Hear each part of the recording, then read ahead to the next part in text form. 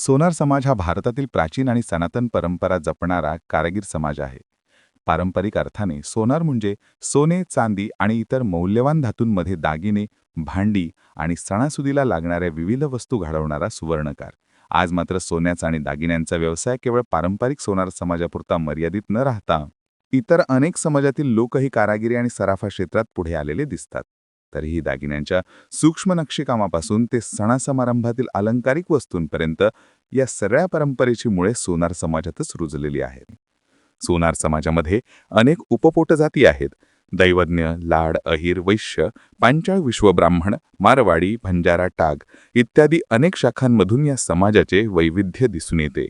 पूर्वी हा समाज एकसंध मानला जात असला तरी आजही अनेक गोत्रे आणि कुलपरंपरा एकमेकांशी जुळताना दिसतात, ज्यामुळे त्यांच्या समान मुळांची जाणीव होते.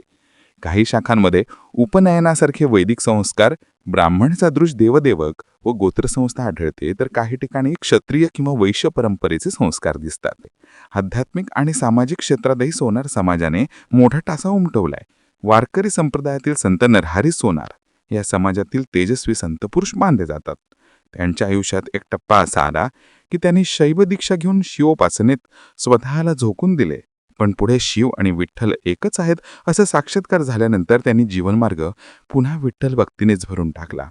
त्यांच्या कुलातील सर्वांची नावे विष्णूशी निगडीत असली तरी काही वर्षे त्यांनी कट्टर शिवोपासना केली.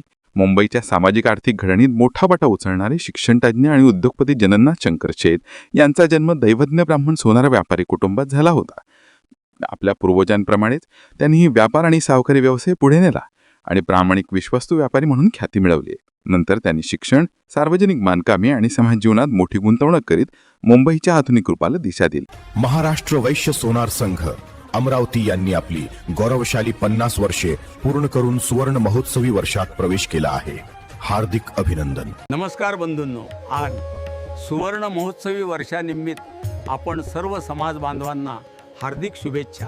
महाराष्ट्र वैश्य सोनार समाजाच्या नवचैतन्याची सुरुवात घडली ती कैलासवासी पुरुषोत्तम विठ्ठलराव उर्फ दादा भुताड यांच्या प्रेरणेतून. एके दिवशी स्वर्गीय वसंतराव खोलापुरे आणि श्री अरुण एखंडे यांच्या उपस्थितीत दादासाहेबांनी समाजकार्य पुन्हा पूर्ववत सुरू करण्याची इच्छा व्यक्त केली.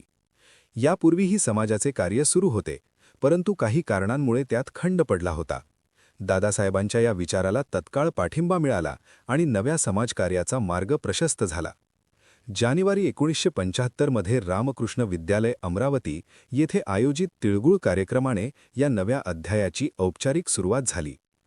महादेवराव भुताड यांच्या अध्यक्षतेखाली झालेल्या या सभेने समाजात पुन्हा एकदा ऐक्य आणि बंधुत्वाचा दीप प्रज्वलित केला. पुढील काळात तिळगुळ, कोजागिरी, ज्येष्ठांचा सत्कार असे अनेक उपक्रम नियमितपणे आयोजित केले जाऊ लागले.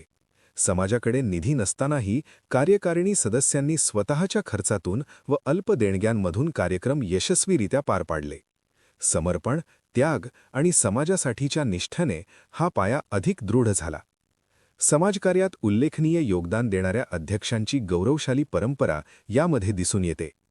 कैलासवासी महादेवराव भुताड, दामोदरराव पंत, प्रभाकरराव बोरकर, माधवराव उदापुरे, वसंतराव खोलापुरे, वसंतराव वानखेडे, प्रभाकरराव सपकाळ, मनोहरराव भामत, वसंतराव राऊळकर, श्री वसंतराव भुताड, श्री अरुणराव एखंडे, श्री संजयराव भुताड आणि श्रीनिवास उदापुरे. त्यांनी आपल्या कार्यकारिणीच्या सहकार्याने समाजकार्याचा मजबूत पाया उभा केला. त्याच कार्यपरंपरेला पुढे नेत आज विद्यमान अध्यक्ष श्री जयंतराव राऊळकर समाजाभिमुख कार्य तत्परतेने सांभाळत आहेत. संस्थेचा मुख्य उद्देश समाजातील ऐक्य, स्नेह आणि बंधुत्व वृद्धिंगत करणे हा आहे. सांस्कृतिक देवाणघेवाण, विचारांची आदानप्रदान, शैक्षणिक प्रगतीस प्रोत्साहन, साहित्य, कला, क्रीडा अशा विविध क्षेत्रातील प्रतिभावंतांचा गौरव, गरजूंची मदत, ज्येष्ठांचा सत्कार, सामूहिक व्रतबंध यांसारख्या उपक्रमातून समाजाचा सर्वांगीण विकास साधणे हा संस्थेचा ध्यास आहे. संस्थेचे कार्य अधिक शिस्तबद्ध व कायदेशीर मार्गाने पार पाडावे या हेतूने संस्थेची घटना तयार करण्यात आली. धर्मदाय आयुक्त कार्यालयात 1997 मध्ये तिची नोंदणी करण्यात आली आणि संस्थेला अधिकृत ओळख मिळाली. समाजाची स्वतःची वास्तू असावी ही कल्पना साकार करण्यासाठी देणग्या जमा करण्यास सुरुवात झाली. अनेक ठिकाणांची पाहणी केल्यानंतर न्यू गणेश कॉलनी अमरावती येथे भूखंड खरेदी करण्यात आला. खासदार श्री अनंतराव गुढे यांनी खासदार निधीतून 9,98,906 रुपये मंजूर करून या कार्याला बळ दिले.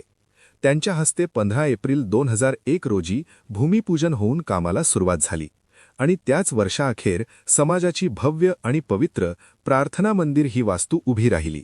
हीच वास्तू आज समाजाच्या एकात्मतेचे प्रतीक बनली आहे. 2012 पासून संस्थेने सुवर्ण दिनदर्शिका प्रकाशित करण्यास सुरुवात केली. सुवर्णकार समाजाचा मूल व्यवसाय लक्षात घेऊन दिनदर्शिकेला हे नाव देण्यात आले.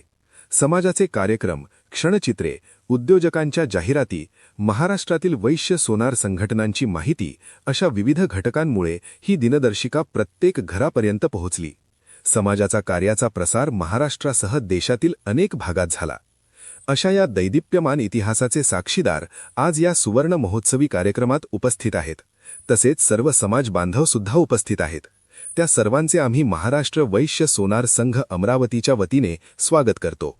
सर्व नाती गोती एकत्र येऊया, समाजाचा विकास करूया.